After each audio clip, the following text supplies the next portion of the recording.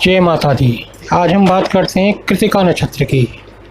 कृतिका नक्षत्र का स्वामी सूर्य होता है और इसका एक हिस्सा मेष राशि में और बाकी का हिस्सा वृषभ राशि में होता है।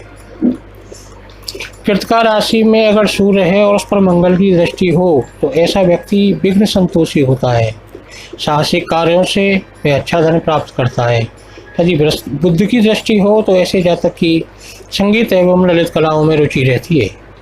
उसका व्यक्तित्व मनमोहक होता है। यदि गुरु की दृष्टि हो तो ऐसा व्यक्ति कुल में श्रेष्ठ होता है, कुल का नेतृत्व करने वाला होता है। राजनीति में प्रविष्ट होकर वह मंत्री बन सकता है। उसके पास भरपूर संपत्ति होती है। अगर शुक्र की दृष्टि होने पर उसके नेत्र आकर्षक होते हैं। सुंदर शरीर के कारण वह चर्चा का भी विषय बनता है। यदि शनि की दृष्टि हो तो ऐसे व्यक्ति का स्वास्थ्य एवं आर्थिक स्थिति दुर्बल रहती है। विवादों के कारण उसका पारिवारिक जीवन अस्त हो जाता है और उसका संपूर्ण जीवन अस्तित्वहीन बन जाता है। अब बात करते हैं कि सूर्य अगर प्रथम चरण में है, तो वह उस पर किसी शुभ ग्रह की दृष्टि पड़ रही है तो ऐसा व्यक्ति जीवन उसका सामान्य रहता है। संतान अधिक होती हैं, व्यक्ति निर्धन रहता है और वह ज्योतिष शास्त्र, रेखा शास्त्र एवं तस्मयी या तामसिक रेशमी विद्या सीखने का परम इच्छुक होता है। किंतु इन विषयों का अल्प ज्ञान उसके लिए सदैव हानिकारक रहता है। उसके नेत्र दुर्बल होते हैं, वह पेटू टाइप का होता है। उसके साथ अग्नि या विद्युत की दुर्घटनाएं होने की संभावनाएं ज़्यादा रहती हैं।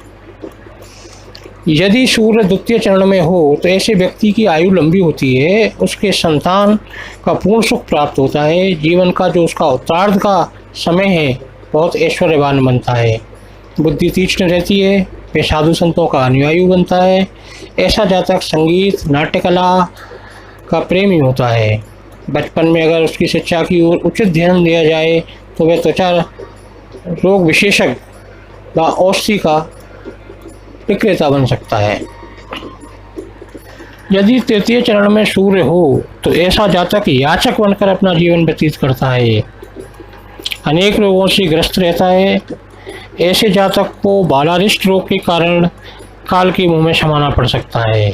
केश सज्जा और चर्म व्यवसाय रोग से अपनी आजीविका चलाता है। अगर यही स्त्री की जन्म कुंडली में हो तो वह अनैतिक ढंग से धन अर्जित करती है और समय के बीतते बीतते रतिज रोगों से ग्रसित होकर काल को प्राप्त होती है। अब बात करते हैं कृतिका नक्षत्र के चतुर्थ चरण में यदि सूर्य की स्थिति हो तो ऐसा व्यक्ति निम्न स्तर का जीवन व्यतीत करता है और दूसरों की सेवा करता है। ऐसा व्यक्ति अविश्वसनीय होता है, हत्यारा, क्रूर, बुद्धि वाला तथा स्त्री एवं संतान को कष्ट पहुंचाने वाला होता है। उसके शौक होते हैं मदिरापान, धृत कीड़ा आदि कार्यों में अपव्यय करने वाला तथा जल से उत्पन्न होने वाले रोगों से ग्रसित रहता है। अब बात करते हैं चंद्र ग्रह की। अगर कृतिका नक्षत्र में चंद्र है और उस पर सूर्य की दृष्टि आ रही है तो ऐसा जातक धनवान तथा कृषि कार्य में यशस्वी रहता है। यदि उस पर मंगल की दृष्टि हो तो व्यक्ति स्त्रियों पर आसक्त व अति कामुक होता है। अपने मित्रों परिजनों का शुभचिंतक होता है। यदि बुद्ध की दृष्टि हो तो ऐसा व्यक्ति बुद्धिमान एवं दूसरों की सहायता करने वाला होता है। यदि शुक्र की दृष्टि हो तो ऐसा व्यक्ति वस्त्र, भवन, सेवकों आदि का सुख भोगता है, सफल व्यापारी बनता है, किंतु माता के सुख से वंचित रहता है। यदि बृहस्पति की दृष्टि हो या शनि पर हो तो माँ जीवित रहती है। ऐसे जातक की माता अल्पायु में रोगाग्रस्त भी हो सकती है। ऐसा जातक जीवन के सभी भौतिक सुखों को प्राप्त करता है। चंद्र की कृतिका नक्षत्र के प्रथम चरण में स्थिति हो तो व्यक्ति मंत्र शक्ति, वशीकरण, तंत्र या तांत्रिक विद्या एवं अल्प ज्ञान होते हुए भी असाधारण ख्याति अर्जित करता है। यह चंद्र स्त्री की पुरुष एवं पुरुष को स्त्री से कष्ट दिलवाता है। चंद्र की स्थिति द्वितीय चरण में हो तो ऐसा व्यक्ति सत्ता का सुख प्राप्त करता है, उसका व्यक्तित्व आकर्षण होता है, विद्वानों की ओर से उसका स्वागत किया जाता है, पितृरोग रक्त विकार के कारण उसकी अस्वस्थता रहती है। रसायन, भौतिकी, विज्ञान, भूगोल आदि जैसे विषयों में रुचि रखता है।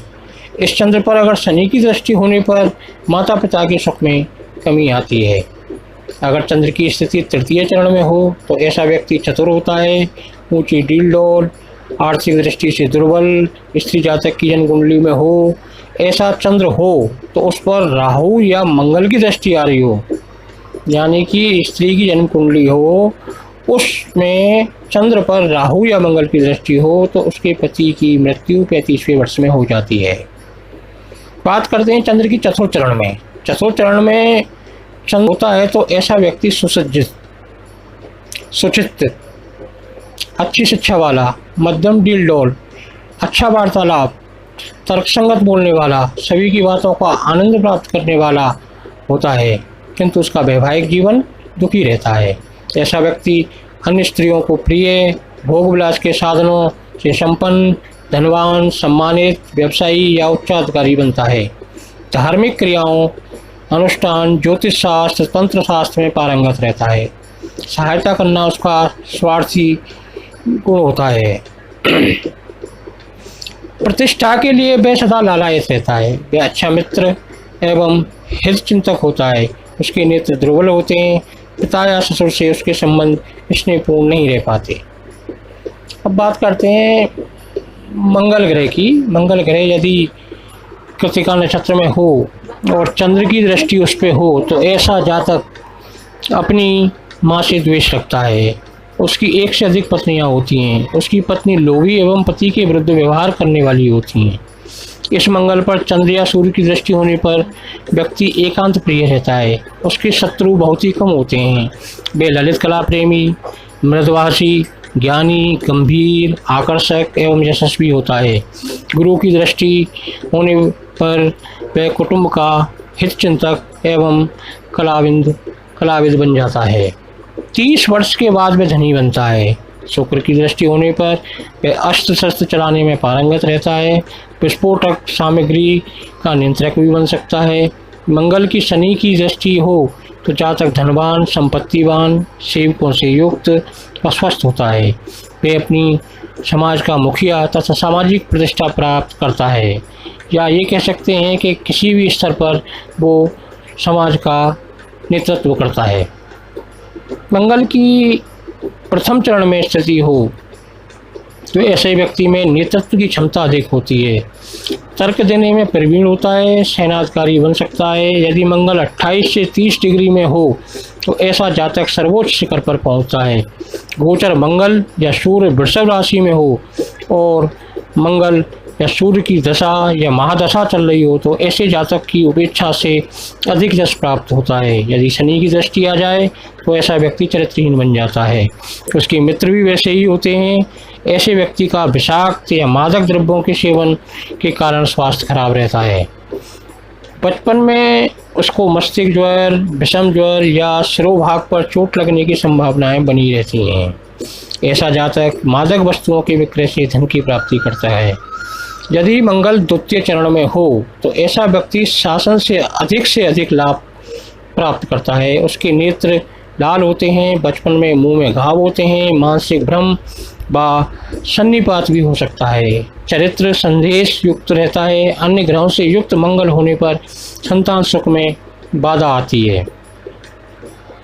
ऐसे जातक को तीक्ष्ण हथियारों के निर्माण में धन की प्राप्ति प्राप्त होती है। यदि तीसरे चरण में मंगल हो तो ऐसा व्यक्ति अधिकाधिक शासकीय लाभ प्राप्त करता है। ऐसा व्यक्ति आभूषण एवं मूल्यवान वस्तुओं का संग्रह करता है। उसका व्यापार आरामदेह होता है। लोगों पर उसका दबदबा बना रहता है। ऐसा व्यक्ति सभी धर्मों में श्रद्धा रखता है। तर्क वितर्क में दक्ष होता है। वाद विवाद में प्रवीण होता है तथा जन्म से ही विघ्न संतोषी होता है। यदि मंगल की स्थिति चतुर्थ चरण में है तो ऐसे व्यक्ति का शरीर बहुत ही कोमल होता है। अपने जीवन में वह सुखी रहता है। मित्रों का हितैषी होता है। ज्वर, सन्निपात, चेचक या अन्य संक्रामक रोगों से वह कष्ट पाता है। यदि मंगल के साथ चंद्र हो तो ऐसे व्यक्ति को व्यापार से धन की प्राप्ति होती है। रासायनिक द्रव्य, गंधक, औषधियाँ आदि से भी उसे लाभ प्राप्त होता है। पिता के बाद व्यापार में वह और भी अच्छा लाभ प्राप्त करता है। जय माता दी।